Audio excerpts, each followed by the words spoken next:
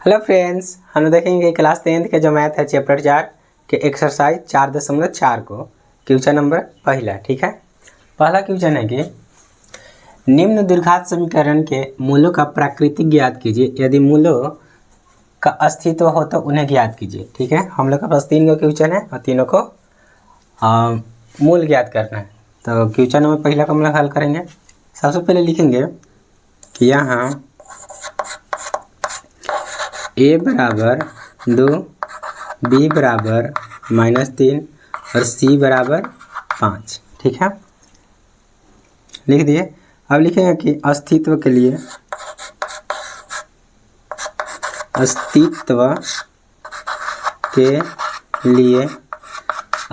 लिए जो होता है विभक्ति कर,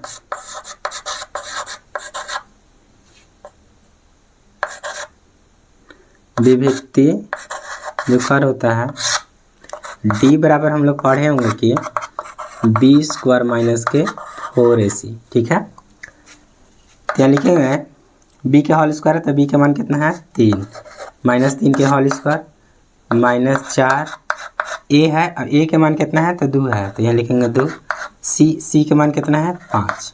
तो इसको हल करेंगे तो -3 के होल स्क्वायर हो जाएगा 9, माइनस जब गुना करेंगे तो कितना हो जाएगा 4 दूना 8 8 5 40, जो कि घटाएंगे तो कितना हो जाएगा -31, जो कि d के मान छोटा हो जाएगा 0 से। ठीक है, तो हम लोग पढ़े होंगे कि जब d के मान छोटा हो जाता है 0 से तो इसको कैसे हल करते हैं। लिखेंगे कि अतः चूँकि d का मान ऋणात्मक है, इसलिए मूलों का अस्तित्व नहीं होगा। इतना हम लोग लिख देंगे। ठीक, अब हम लोग दूसरा क्वेश्चन देखेंगे, उसी प्रकार से हल करेंगे। लिखेंगे कि यहाँ a बराबर 3, b बराबर -4√3 और जो c बराबर होगा हो जाएगा 4। ठीक है, तो हम लोग जानते हैं, लिखेंगे कि अस्तित्व के लिए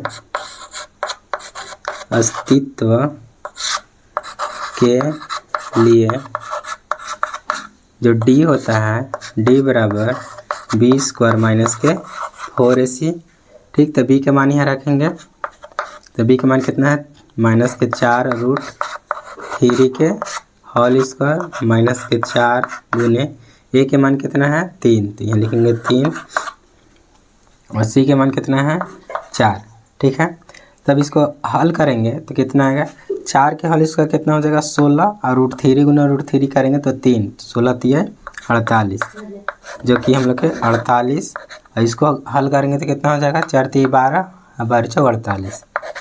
ठीक, जो d के मान होगा वो होगा 0 और 0 जो होता है वो धनात्मक संख्या होता है। तो लिखेंगे चूँकि d का मान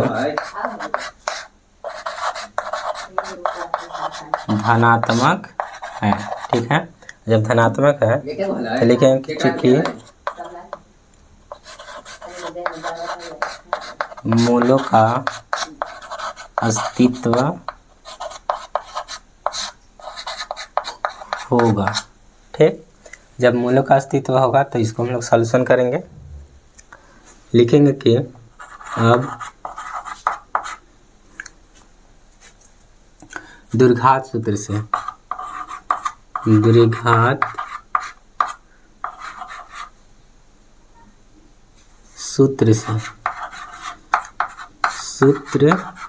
ठीक है, द्विघात सूत्र हम लोग जानते हैं कि x बराबर -kb प्लस -√d बट्टा में 2a होता है। ठीक, तो बराबर माइनस b के मान कितना है तो -4√3 प्लस d के मान कितना है 0 बटा में 2 गुने a के मान कितना है तो 3, यहाँ लिखेंगे 3। अब इसको हल करेंगे तो माइनस गुना माइनस प्लस, तो 4√3 प्लस माइनस 0 बटा में 3 दूना 6। ठीक है, तो जो x बराबर होगा वो होगा 4√3 बटा 6। ठीक, तो काट देंगे 2 बार में 3 बार में, तो जो x का मान होगा वो 2√3 बटा 3 प्लस के लिए और 2√3 बटा 3 माइनस के लिए। ये हम लोग के आंसर हो जाएगा। अब तीसरा क्वेश्चन देखेंगे कि 2x² माइनस 6x प्लस 3 बराबर 0। ठीक है, तो वैसे ही बनाएंगे जैसे हम लोग बनाते हैं आराम से। यहाँ a बराबर 2, b बराबर -6 और c बराबर जो होगा 3। ठीक है, तो लिखेंगे अस्तित्व के लिए,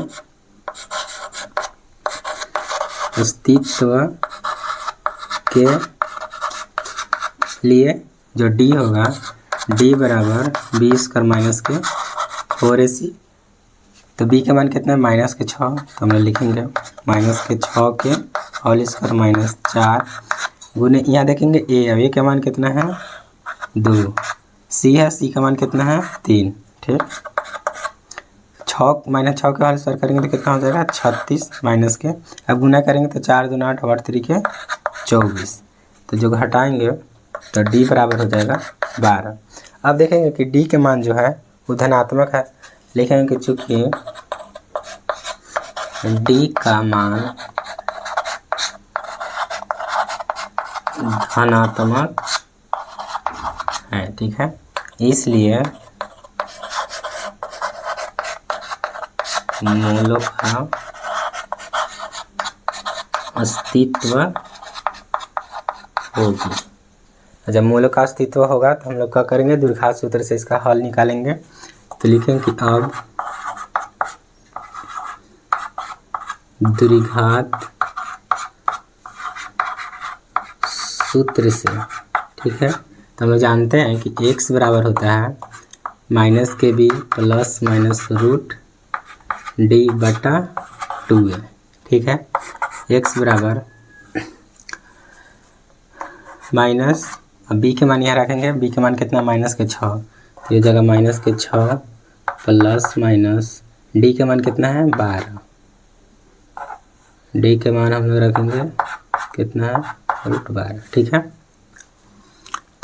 बटा 2 गुने a, अब a के मान कितना है तो 2, तो जो x बराबर होगा माइनस गुना माइनस प्लस माइनस √12 के हम लोग कैसे लिख सकते हैं, लिख सकते हैं कि 2 गुने 3, तो 2 को जोड़ा निकालेंगे तो 2√3 हो जाएगा। तो एक हम लिखेंगे 2√3 और 2 दूना 4, x बराबर हो जाएगा, यहाँ क्या करेंगे 2 कॉमन निकालेंगे, तो जब 2 कॉमन निकालेंगे तो 3 प्लस माइनस √3 बटा 4, काट देंगे 2 बार में, तो जो x का मान होगा 3 प्लस √3 बटा 2 प्लस के लिए, और फिर 3 माइनस √3 बटा 2 माइनस के लिए, जो कि हम लोग के ये आंसर होगा।